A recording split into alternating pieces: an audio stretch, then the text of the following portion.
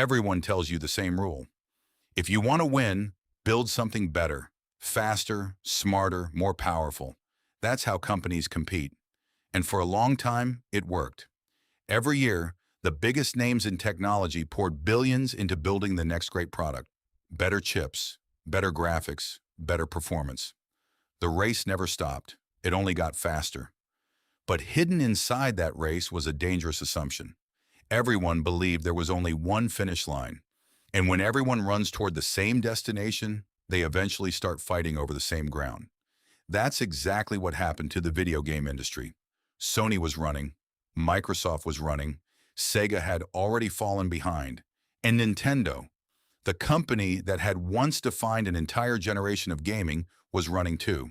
But something felt wrong. No matter how fast the industry moved, the finish line kept moving even farther away. Then Nintendo made a decision that sounded almost irrational. It stopped asking, "How do we build a better console?" and started asking, "Why are we running this race in the first place?" By the early 2000s, the battle had become brutally simple. Every new console had to be faster than the last, more powerful, more realistic, bigger worlds, better graphics. Every launch looked like a technological arms race. Sony raised the bar with the PlayStation 2. Microsoft arrived with the Xbox, carrying almost unlimited resources. Suddenly, Nintendo wasn't competing against one giant. It was competing against two. The obvious answer was to fight harder, build a stronger machine, match the competition, beat them at their own game. So Nintendo tried. In 2001, it released the GameCube. On paper, it looked like exactly what the market wanted. It was compact, powerful, reliable. It even launched with critically praised games. But something strange happened. People admired the console, yet many still bought something else. The PlayStation 2 wasn't just winning. It was becoming a cultural phenomenon. The Xbox was growing faster every year. Nintendo wasn't building a bad console. It was building a better answer to the wrong question. And for the first time in decades, the company had to face a possibility it had never seriously considered. What if making a better console would never be enough again? Companies rarely change when they're winning. They change when they're forced to, and that's exactly where Nintendo found itself. Losing market share was painful, but it also created something far more valuable. It gave the company permission to question everything. Instead of asking engineers how to build a faster console, Nintendo started asking ordinary people a very different question. Why don't you play video games? The answers were surprisingly simple. The controller looks complicated. I don't have enough time. Games aren't for people like me. Those weren't hardware problems. They were human problems. While the rest of the industry obsessed over pixels and processors, Nintendo became obsessed with people. Not the people already buying games, the people who never even walked into a game store. Parents, grandparents, couples, children who had never owned a console. Millions of people weren't choosing PlayStation. They weren't choosing Xbox. They weren't rejecting Nintendo either. They simply weren't playing at all. And suddenly, Nintendo realized it wasn't fighting over a small slice of the market. It was ignoring an entire ocean of people who had never been invited in. That single realization would become the foundation of one of the most successful products in gaming history. That idea eventually became a console. Not the fastest, not the most powerful, and certainly not the one experts expected to win. In 2006, Nintendo introduced the Wii. At first glance, it almost looked like a mistake. Its hardware lagged behind the competition. The controller didn't resemble a traditional game controller at all. It looked more like a TV remote than a gaming device. Analysts questioned Nintendo's strategy. Journalists wondered if the company had simply given up competing. Even many longtime fans were confused. Why would Nintendo release weaker hardware? Right when Sony and Microsoft were pushing technology to its limits. But Nintendo wasn't trying to impress people in a tech magazine. It was trying to make someone smile, someone who had never called themselves a gamer. The first time people swung the Wii remote, something unexpected happened. They didn't ask how many frames per second it could render. They laughed. Parents laughed with their children. Friends stood up instead of sitting down. Grandparents joined the game instead of watching from the couch. For the first time in years, Nintendo wasn't selling better hardware. It was selling an experience people wanted to share.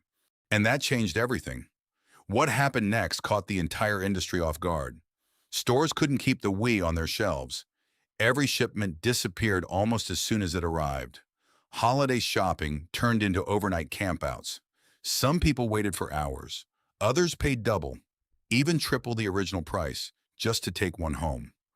Analysts who had dismissed the Wii suddenly had to explain something they never saw coming. The weakest console was becoming the biggest success. But the most surprising part wasn't the sales. It was who was buying it. Living rooms became bowling alleys. Grandparents challenged their grandchildren to tennis matches. Parents who had never touched a controller before were suddenly asking for one more game. Retirement homes organized Wii Sports tournaments. Hospitals discovered that simple motion-based games could help patients recover mobility. Rehabilitation centers started experimenting with the console as a therapy tool. Nintendo hadn't just launched another gaming device. It had quietly changed the definition of who a gamer could be. By the time the Wii reached the end of its life, it had sold over 101 million consoles worldwide. It outsold the Xbox 360. It outsold the PlayStation 3. Not because it had better hardware, not because it had lower prices, and certainly not because it had won the technology race. Nintendo won because it stopped racing altogether. It wasn't competing for the same customers anymore. It was creating customers that its competitors had never even imagined. And that's the moment most people misunderstand. They think Nintendo built a successful console. It didn't. It built an entirely different market. And that's where the real story begins. Here's what Nintendo understood. Most companies believe growth comes from beating their competitors. Build a faster product, add more features, lower the price, win a little more market share. It sounds logical. But when everyone fights for the same customers, competition becomes more expensive. Growth becomes slower. And eventually, everyone starts looking the same. Nintendo chose a different path. Instead of asking, how do we build a better console? It asked, who isn't playing at all? That single question changed everything. Instead of stealing customers from Sony, Nintendo created millions of customers Sony was never trying to reach. Parents, grandparents, families, people who had never thought of themselves as gamers. Nintendo didn't escape competition by building better technology. It escaped competition by changing the audience. That's why Nintendo didn't just build a successful console. It changed the rules of an entire industry. Business principle number 2. Don't compete for better customers. Create customers your competitors never thought about. The companies that leave the biggest mark on an industry rarely win by playing the existing game better. They win by changing the game everyone else is playing. So the next time you think about growth, don't ask, how can I beat my competitors? Ask, who is everyone else ignoring? Because that's where the biggest opportunities are usually hiding. This was Business Decoded. If you want to understand the hidden principles that shape the world's most powerful empires, subscribe. I'll see you in the next case study.